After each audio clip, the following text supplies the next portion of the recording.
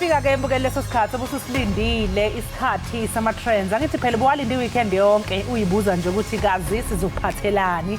Hayi ke nangempela sasiveqa nawo ke ama trends wethu. Ama trends wethu kanamhlanje mbukele isino #Ramaphosa, #Zimbabwe kanye no #Kaizer Chiefs. Awubaqale lapho makhulu ngo #Ramaphosa. Oh yes, uChendodeni. Kanti ke kwephala phambili nguye u#Ramaphosa phaku x.com. Uyaqonda ukhumbule mbukele into yokuba akuntsuku zatywala ngaphambi kokusingathwa kwingqungquthela ye-BRICS pha eMadrid eGauteng. Kanti ke uyawukhumbula mbukele into yokubana pha kwi-Euro yethu yokuqala siye saba nodliwano ndlebe naye kaloku unjingalwazi esixelela banzi kaloku ngotyelelo lwaseburhulamenteni lukamongameli waseChina kunye nezivumelwano noMzantsi Afrika esitsho into yokubana zibalulekile zizawuphucula kakhulu imiba yezochwepheshe ne-infrastructure akweli loMzantsi Afrika. Kanti ngoku ke mbukeli umongameli uCyril Ramaphosa uzame ukuthomalalisa isiphithiphithi sehlabathi phambi kwengqungquthela ye-BRICS kwaye waqinisekisa ungathathi icala koMzantsi Afrika kuguquko lwamandla ehlabathi. Phezolo ke mbukeli umongameli uye wathetha nesizwe ngomgaqo-nkqubo woMzantsi Afrika weza ngaphandle kunye nengqungquthela ezayo ye-BRICS. Kanti ke umongameli uRamaphosa uqhubekile wathi unika inkxaso yakhe epheleleyo kulwandiso lwamazwe angamalungu e-BRICS esithi ke ukwandiswa kwe-BRICS kuza kubangela ulungelwano kwihlabathi jikelele. Make sive ke into yokubana pha kumakhasi ka-X niye naphefumla nisithini na. Phefumlile ke u-Erimole ndiyethemba into yokubana ndilibiza kakuhle ephendula ke pha ku@governmentza.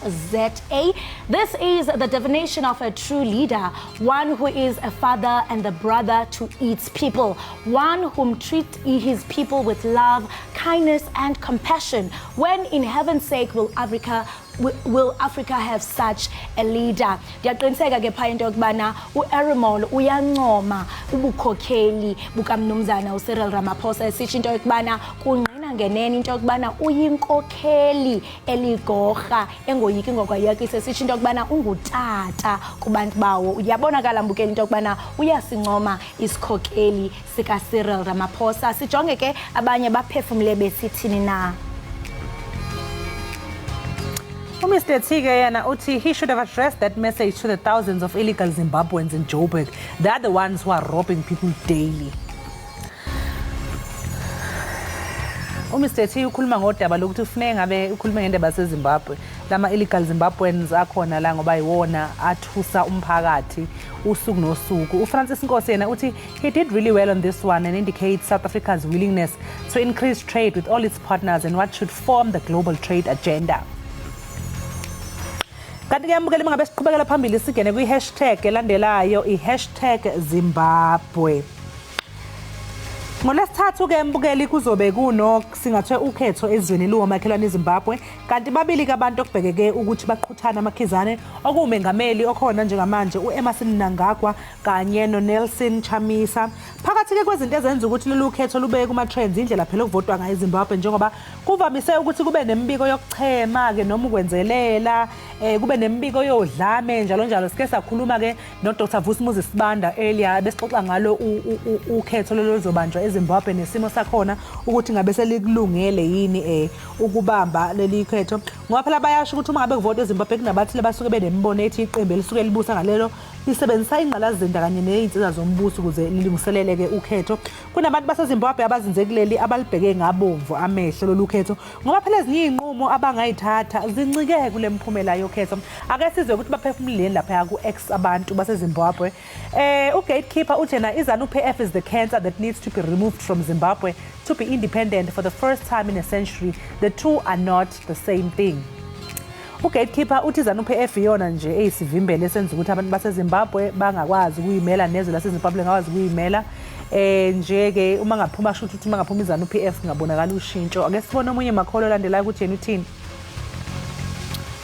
Champs consultation, we actually our political leaders will know our priorities only if we tell them again and again, and if those priorities begin to show up in the polls.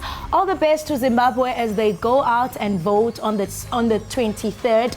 The ballot is stronger than the bullet. Uyacho ke intetho yaka Abraham Lincoln uyatsho kaloku into yokubana abaphathi i-political leaders zizawuqonda kaloku into yokubana zeziphi izinto ezihamba phambili zabemi kwaye ke uyatsho into yokubana all the best esitsho into yokubana uthi ndlela ntle kwilizwe laseZimbabwe njengoko kaloku bezawenza uvoto phaa nge-23.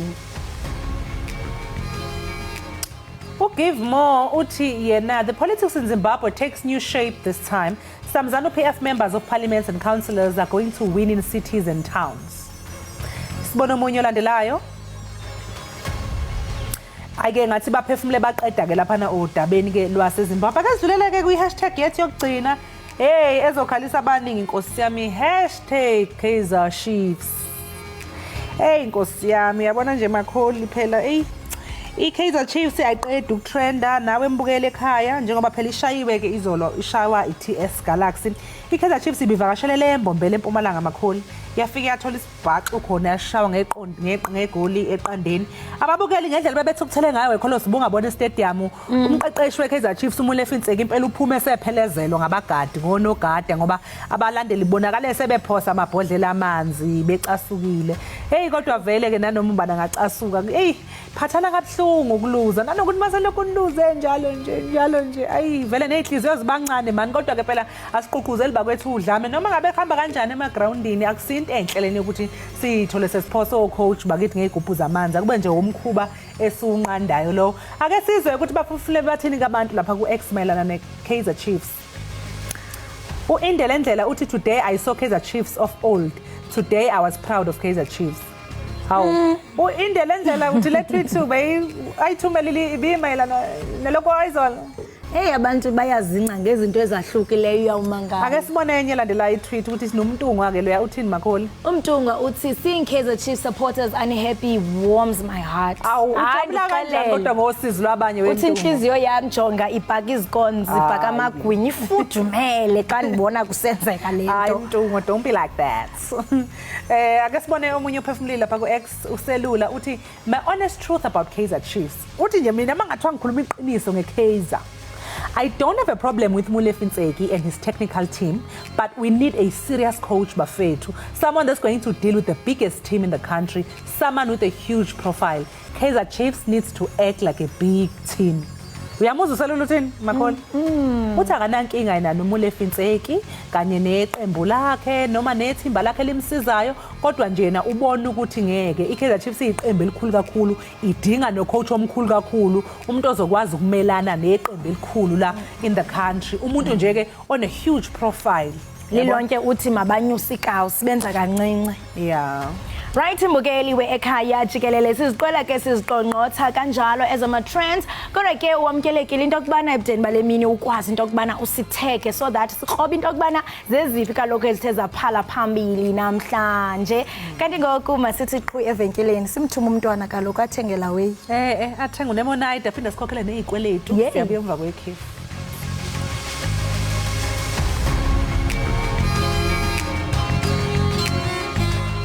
Siphinde sikwamukele mbukeli wekhaya Jikelele. Izolo ke bekuphela unyaka gologoqo selokhu ingonyama yesizwe samaZulu uMisuzulu kaZwelithini angeniswa esibayeni. Uzokhumbula phela mbukeli ukuthi lalisanda kushona ilanga kwaZulu ngemva kokwebuza kwembube yabanyandezulu kanti ke labe seliphuma ilanga lakhanya ba ngemva ke kokungeniswa esibayeni kwengonyama entsha. Ukuthola kabanzi ke ngalolu siko lokungeniswa kwembube esibayeni kanye nje neminye imicikilisho elandelwayo sixhumana nongoti wezomlando uKhaya kanye ke noyimeya yomasipala umsinga KwaZulu-Natal uFelinkosi Sikhakhane.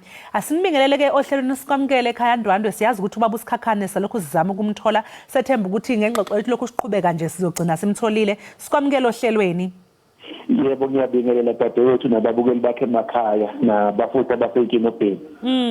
Nonke ke ake siqale ngawe nje ukusichazela ukuthi engabe kuyini ukungena esibayeni kwenziwani lapha?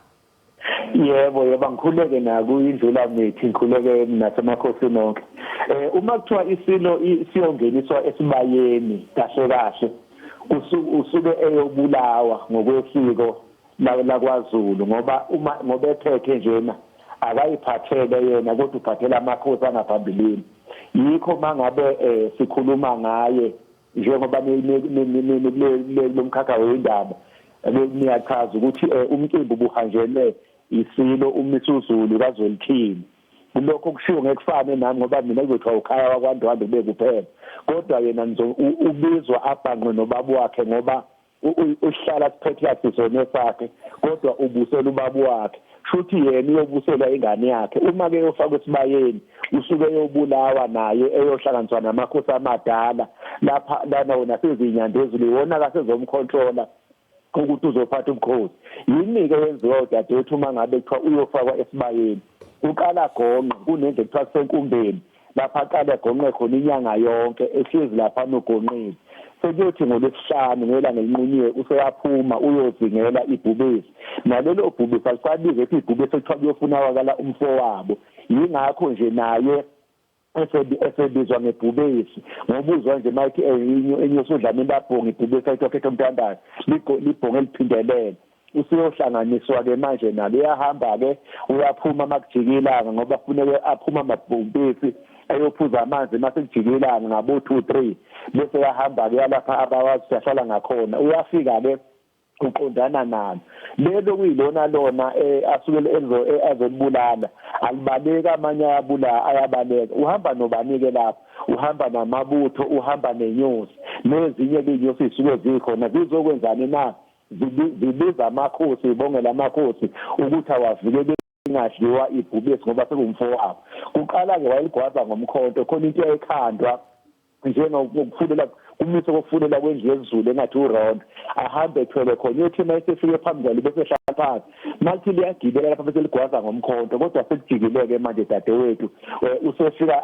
alidubule lilapha kude balithatheke babuye nalo ke dadewethu iwona mcikilisho oqala ke lowo owenziwayo sekuzobuya nalo ke leli bhubesi kuziwe lapha ekhaya mayefika lapha esigodlweni njengoba nje bakhangela uyafika esangweni uselindwe indlunkulu yonke namabutho nondunankulu kaZulu sebebeke nesicathulo sotshwala lapha sekuyethulwa kumbiko wonke ukuthi kuhanjwe kanjani kuze kuzofikwa la sebeyachazelwa ke nokuthi nangokumfowabo ngoba lisabizwa ngebhubesi sekuthiwa ngumfowabo nangokumfowabo ubuye naye kuthathwe ke lobutshwala ke aphuze bese beyaphuza bonke kuyasuka lapho ke dadewethu kuyiwe esibayeni kuyokwenziwa kunenkabi emhlophe kade ikhona lapha neboshelwe emsikeni lenkabi le uthatha ibhubesi libekele eduze kwalenkabi le useyahamba ke ubuyela lapha enkumbeni uhamba nobani uhamba nabadala nezethejwaza la ekhaya nendlu yasekhosha kahle yena sibayeni ufakwa indlu yasekhosha yona engamela wonke umsebenzi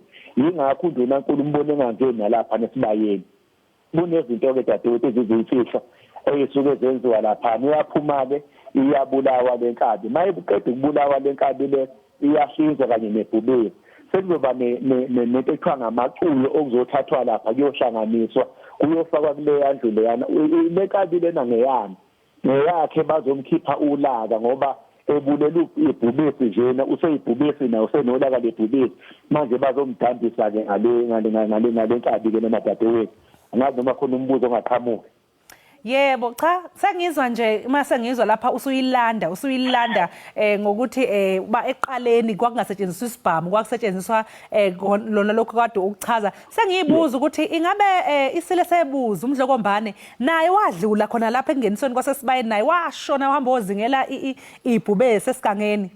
Yebo nomdlokombane walizingela ibhubesi lokhu kudutshulwa kwebhubesi iqale ngayo umdlokombane wahamba wozingela ibhubesi ngikuvula nje ukuthi wayehamba nenye khona inkosi eyimphelekezela naseyibongwe njena iyavela inkosi yaseGazankulu mangaphazama ukuthi amabhubesi abingane ngumjojantaba ikhona inkosi ayihamba naye wahamba impela naye khona umkhulu uDlamini nje lapha nethokazi oyexoxa ukusuka nokuhlala indaba ngoba yena wayengapha esandleni sakhe sasinxele esaphotha umdlokombane kuyinyosi ngapha ibona babemkankini wahamba naye waluzingela wabuyana lamazipho obumbone wafake lapha enkanyeni umdlokombane nana afakwa isilo ilelo bhubesi asuke eyibulalele yena lona njalo nje mombone evunule efaka amazipho lapha enkanyeni amazipho alelo bhubesi alibuleleyo akusiwona ukuthela. Engabe ke Ndwandwe singasho nje ngoba ke sijwayele ukukhuluma kakhulu sithi ukungeniswa kwesibayeni kwengonyama kusho ukuphuma kwelanga akuchazele nje umbukelo ongazi ukuthi kusho ukuthini ukuphuma kwelanga. Okay. Angithi ke lokho kwenzeke ngeleli langa la izolo noma kwakade kumgqibeka. Usuke kade lapha nenkumbeni bese ephuma naye amabutho kuphunywa ngenkondlo. Kunomehluko phakathi kwehubo nenkondlo. Uyazi ngwasemakhaya yayazi inkondlo khona nje ngiyikhumbula omnye umama oyehlabele inkondlo ngikhalela umama wangishiya ebaleni. Inkondlo ke le ihushwa ngesizotha bese bephuma naye bembozile ngeke uzumbone kuyiwe lapha esibayeni mesike esibayeni dadewethu ngoba ubona nje kwakhangela umuzi ubheke eMpumalanga akangeni esangweni kodwa ungena nembobo ebizwa ngokuthi intuba maye ngena lapho edlule aye enhlambekweni okuyisiba esincane khona kade sibasa amankonyane ngisho abantu bayakwazi kuthiwa inhlambeko leso sibaya leso sisuke sithiciwe nesihlahla thizeni ungaboni ukuthi kwenzakalani lapha phakathi khona bendlu yasekhohlo khona basikha khona mama lakhe khona basikha khona mama likamama wakhe khona nezethezwa zakwaZulu kunezinto ke lapha eziyokwenziwa kuthiwa uyobulawa bese mayephuma lapho bese bemvunulisa mayephuma lapho uzophuma ephethe ihawu nobhoko nomkhonto ngesandla sesinxele bese kuthi ngesandla sesikudla uzophuma ephethe induku ebrown lenduku le ngithi umsimbi ithi mangaphazama edondolozela ngayo ngalenkathi ephuma nje enkumbeni ilapho sezophuma khona abantu bambone ngalenkathi bembona sekuthiwa kuphume ini ke manje ilanga sekuphuma ilanga yebo kuliphuma kanjalo ke ilanga Khaya Ndwandwe njengamanje ke ungathi umhlonishwa uSikhakhane usekhona ake sizame ukumbingelela sikubingelela umhlonishwa uSikhakhane esethembe sesiyazwana manje Hawu sezwana nkosazana nami ngiyanibingelela. Hawu siyakubingelela mhlonishwa sibonga kakhulu ngesikhathi sakho cha ukhona noKhaya Ndwandwe lapho ocingweni kade sixoxisana naye nje ke sisalinde ukuthi uzofika usijoyina bese sixoxisana naye mayelana ke nokungeniswa kwenkosi esibayeni njengoba phela sekuphela unyaka kwangeniswa ke inkosi esibayeni kwelamaZulu sesidlulile ke kulolo daba njengamanje sesidlulela ke ezindabeni ezithinta kancane nje ke umkhosi womhlanga kunembiko ethi kuthiwa umkhosi womhlanga usuzoza lapha naseGoli mhlonishwa uSikhakhane kungathi nje ukuphawula kwakho ngokuza kwalomkhosi eGoli nanokuthi ubona ukuthi kuzosiza ngani isifundazwe eGauteng. Awu angibingelele bonke ababukeli.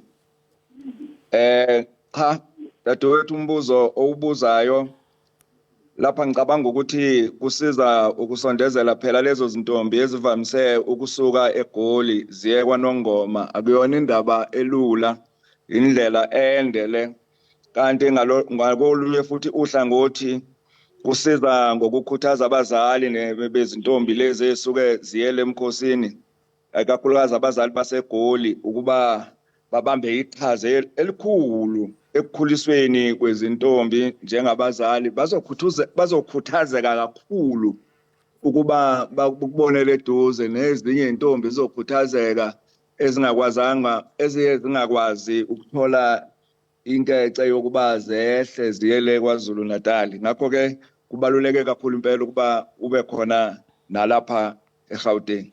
Mhlonishwa uSikhakhane ke akusichazele nje ke ukuthi nina ingabe likhona yini iqhaza enilibambile ke kulomkhosi njengomasipala ngabe ninazi izintombi enikhiphayo ezisuke seyibheke khona kwaNongoma.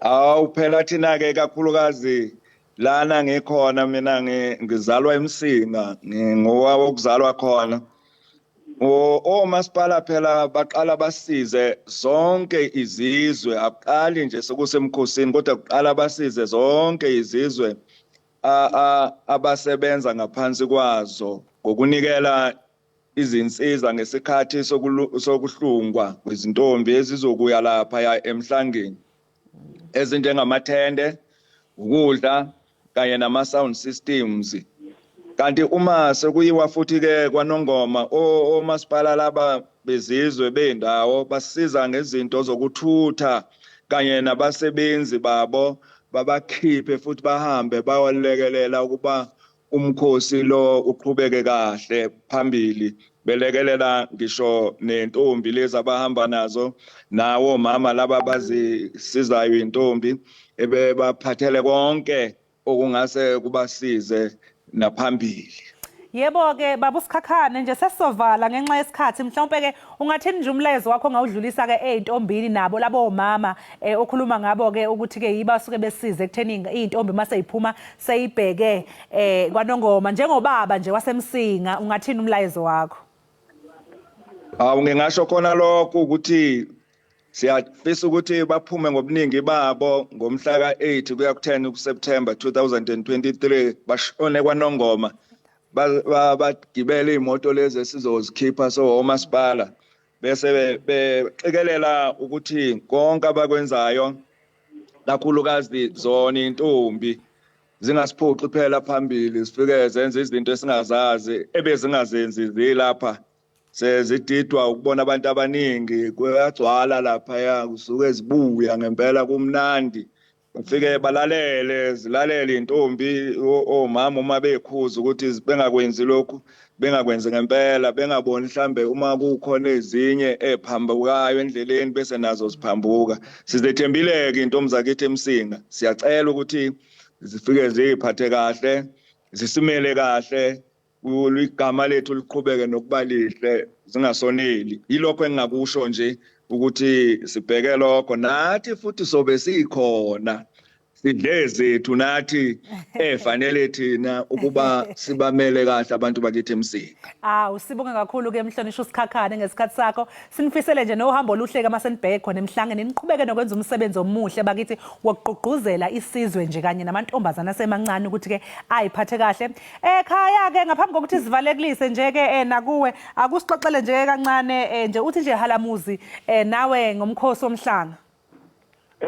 Ngiyacabanga ukuthi lona ozoba lapha eGoli sisi bazokwenza njengaseNgwavuma yakhumbula ukuthi eNgwavuma dadewethu ukhona lo oyewenziwe ngaphambili angibingelele nakwimeya ngokuyidwebo okhulu ngibingelele kuBombo basuke benzela lokho nje bese echazile ukuthi lokho kugqugqumezela ukuthi nabantu bakubona ubuhle baba baseduzane kunikeze namathuba ukuthi babone lapha kusuke kuyokwenziwana ngicabanga ukuthi mabe leso sinqumo leso mase yokwenzeka into ehle impela kodwa uyofana nalo waseNgwavuma hayi ukuthi uthuthe enyokeni uze lapha eGoli kuyoba njengaseNgwavuma ukuthi ngaphambili ube trust ngathi ama uprimhlanga ngazi igama lesizulu engasebenzisi kodwa nje ngicabanga ukuthi kuyoba into ehle kakhulu dadewethu. Sibonge kakhulu ke Ekhaya Ndwandwe ngesikhathi sakho sibonge kakhulu ke futhi nakumeya usikhakhane namhlanje kuseni sinifisela usuku oluhle. Siyabonga kakhulu dadewethu. Lowo ke mbukeli laba bengixoxisana nabo kusomlando Ekhaya Ndwandwe kanye noyimeya yomasipala ke umsinga KwaZulu-Natal uFelinkosi Sikhakhane bexoxisana kanye nabo okwamanje ke mbukela sinje ke qu 8 olungalinga unyakaze ngoba noma sibuya sisakhona isivakashi esinaso ungalingeke uphuthelwe.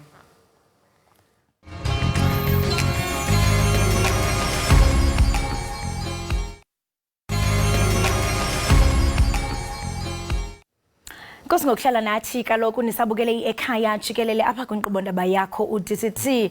Bukeli ingaba ukhe wamgxeka uThixo ngezinto ezingamkakuhle empilweni yakho ukanti ke kulula ukuba abantu batyhafa amadolo bathandabuze ubukho bukaThixo xa behlelwe lilifa elimnyama. UBoitumelo ke ngumbhali uye wadibana nemiceli-mngeni apha ebomini nto leyo ke eyamkhuthaza ukuba athathe usiba nephepha aphalaze intlungu yakhe. Sawuqhagamshelana naye ke phaa kuZoom usixelela banzi ngencwadi yakhe ethi Raped but Saved. Masikubulise Boitumelo sikwamkele enkqubeni yethu Ekhaya Jikelele. Ngiyabonga, thank you for having me. Siyachukumisa kakhulu isihloko sencwadi yakho ethi Raped but Saved emalunga nodlwengulo olumanyumnyezi oye wagqitha kulo. Apha encwadini yakho wena Boithi uyatsho into yokubana udlwengulo luze emva kwezinto ezininzi ezibuhlungu ezitheza kwahlela apha empilweni yakho. Masiqale ngalena yolahlwa ngumama wakho. Yes. My mom got me when she was still very young naye, and then what decided ake ukuthi angihambise kugogo wami.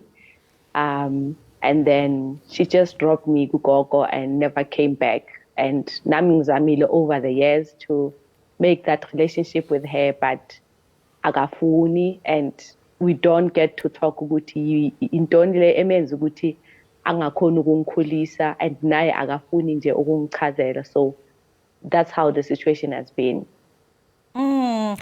Yazi ibhlungu nyani, especially sentsho umama ekuzala uba uyazibuza banjani uba aphinde akulahle. Ngoku siyabona apha encwadini ungesenalo nekhaya kuba umakazi wakho egxothile kwakhe ngezizathu ke zokuba wawungafuna ukukhonza ecaweni yakhe kodwa usakholelwa kuThixo nangoku. Ungaba mhlambe wena Boyithi ukwaze njani ukuba ulahlwe kabuhlungu ngumuntu okholelwayo kodwa wena uphinde uqhubeke nokuthanda nokukholelwa kuThixo?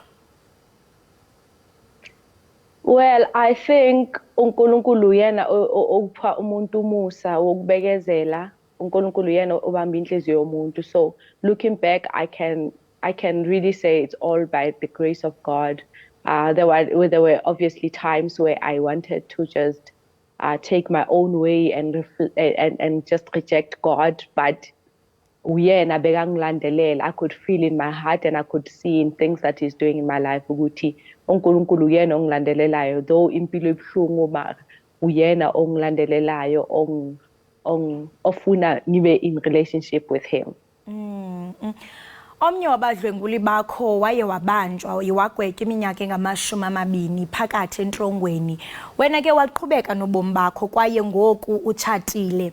Ndiyaqonda mhlawumbi into yokubana abantu baye badlula kwizinto ezifana nokudlwengulwa kuye kube nzima into yokuba bazibandakanye nobudlelwane. Ingabo ubungenalo wena uloyiko kwaye khange ukufumane ubunzima bokuba uthembe umuntu ongutata? Beba wakhona ubunzima. I had a hard time, but I mean, mawudibana nento enjalo udinga abantu abazokusiza to walk through it, abazosupporta, and I had a lot of that from church. Abantu bebangisupporta. I had a lot of counseling, and even my husband has just been a great blessing in my life. We understand that when I have like anxiety at some point, we understand that, and he's just gracious and he's there for me. So I think that made it easier for me to want to settle with him because he was sensitive, was nothing like laba abe bangdlengula. So that's where I realized that not all men are the same. The men abandlenguleli, they're not the same as him. So that made the difference in my life. Sikwinyanga yamanina siyaqonda into yokubana zithe gqolo ukuxhaphaza iziganeko zedlungulo. Angathini mhlawumbe amazwi wakho kumanina athi bona abakwazi mhlawumbe into yokubana bathi move on phakathi kwale ncindezi abathe bayifumana kwaye ke abantu bangayifumana phi incwadi yakho xa befuna ukuyifuna? Bangayifumana firstly from me. I'm selling it myself on 074 0606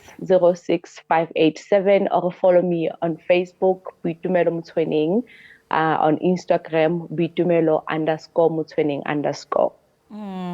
Khawuphose nje amazwi angakhuthaza amanina abathi bona hey bakwesisimo othe nawe wabakuso kodwa kunzima kuba into yokubana bathi move on baxolele. Khawuphose nje amazwi enkuthazo.